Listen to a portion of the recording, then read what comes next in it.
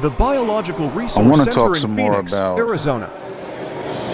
corpse mutilation with respect to gang stalking and the selling of human body parts. I mentioned in my previous video on post-mortem gang stalking, which is entitled Post-Mortem Gang Stalking Part 2, I asserted that targeted individuals' bodies are often targeted for mutilation and defiling practices after they pass away as a final insult to the targeted individual.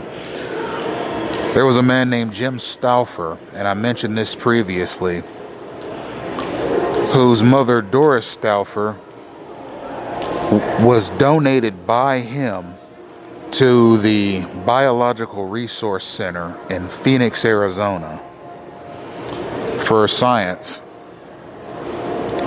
And as it turned out, the Biological Resource Center sold his mother's dead body to the United States Armed Forces, who used it as a test dummy for explosive devices.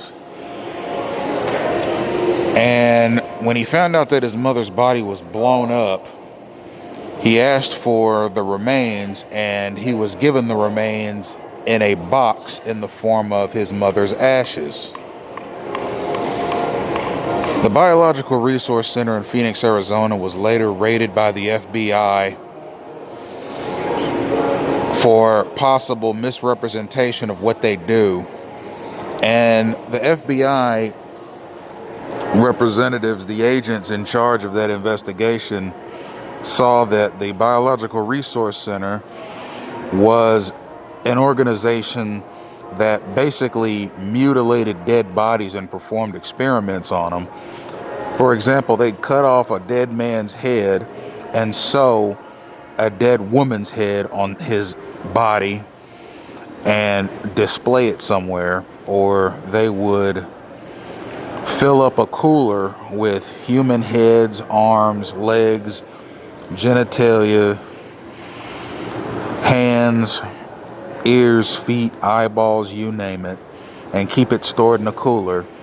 And what this business did, this company, is they would sell body parts to various other organizations, like the U.S. military or the human market in South Asia, or places in Florida that purchase dead bodies for